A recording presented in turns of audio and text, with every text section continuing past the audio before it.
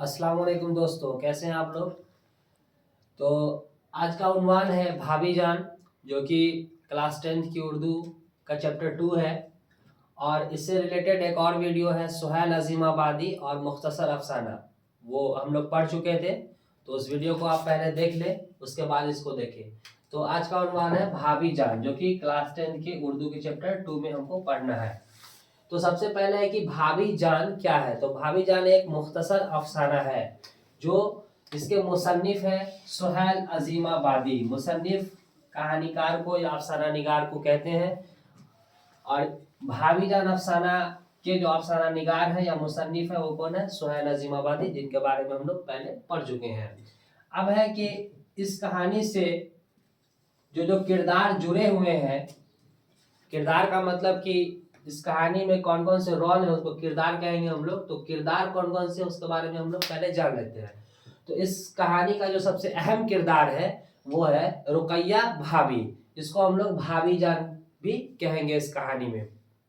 तो आपसे सवाल पूछे, क्योंकि इस कहानी का उन्वान ही है भाभी जान, पूरी की पूरी कहानी इन्हीं पे बेस्ड है, ठीक है। इन्हीं से मुतासिर होकर लिखी गई है और इनके बारे में ही पूरी कहानी में बताया जाएगा। तो रुकैया भाभी जो है, आपको नाम याद रखना है कि क्या नाम है भाभी जान का। तो रुकैया भाभी नाम है और इस कहानी का सबसे अहम किरदार रुकैया भाभी है। ये एक अहम क्वेश्चन हो सकता है। अब है कि रुकैया भाभी के बाद है यहाँ पे कि नन्हे भाई। नन्हे भाई कौन थे? नन्हे भाई रुकैया भाभी के शौहर का नाम है नन्हे भाई, जो अक्सर जेल जाया करते थे। इनको सियासत का बहुत शौक था, तो इसी किसी किसी कारण से ये जेल जाया करते थे। अब है अख्तर। अख्तर रुकैया भाभी के देवर का नाम है। तो आपको याद रखना है कि अख्तर किसका नाम है? रुकैया भाभी के देवर का नाम है। और नन्हे भाई कौन है? ये रुकैया भाभी के शौहर है। अब है शिम्मी। शिम्मी कौन है? तो शिम्मी रुकैया भाभी जो कि एक कॉलेज में लेक्चरार है, ठीक है। अब है कि इनके कॉलेज की एक गरीब तालिब इल्म है जिसका नाम है शिम्मी, और इन्हीं के बदौलत शिम्मी का जो पढ़ाई का खर्च है वो पूरा होता है। अब है रेहाना। रेहाना रुकैया भाभी की बेटी का नाम है। ऐसे रुकैया भाभी के 4 बच्चे का दिया हुआ है एक जगह पर कि 2 बच्चे पहले हुए और फिर 2 बाद में, लेकिन कहीं पे क्लियर नहीं लिखा हुआ है कि कितने बच्चे हैं। आप इस चीज को ध्यान में रखेंगे कि रेहाना इनकी छोटी बेटी का नाम है या बेटी का नाम है। जमीला।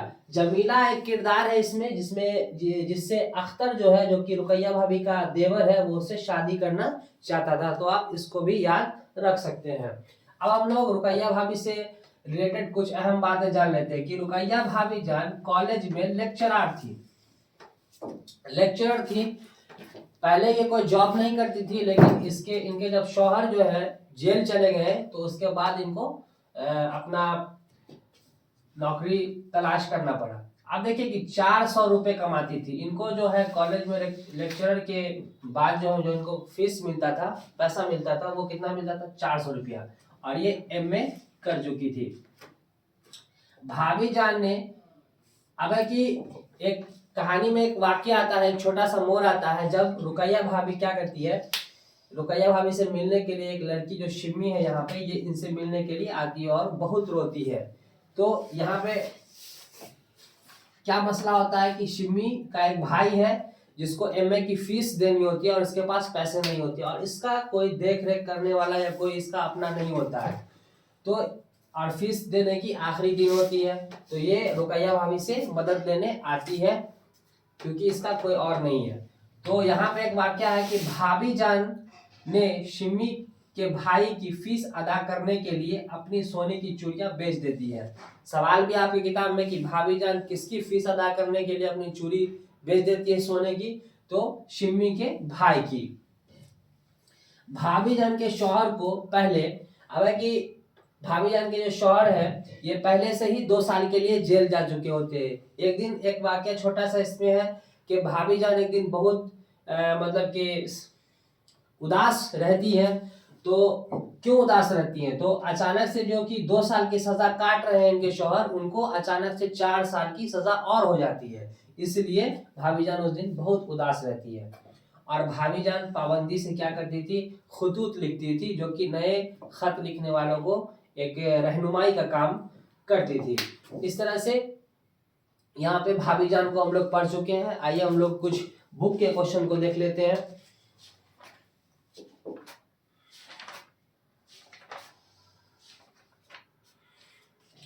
आप बुक में देख सकते हैं यहाँ कि मैं पढ़ के बता रहा हूँ, रुकैया भाभी के जिस देवर का किरदार कहानी में पेश किया गया है उसका क्या नाम है। तो अभी मैंने बताया कि रुकैया भाभी का जो देवर है उसका क्या नाम है, अख्तर नाम है। तो आपको ये नाम याद रखना है।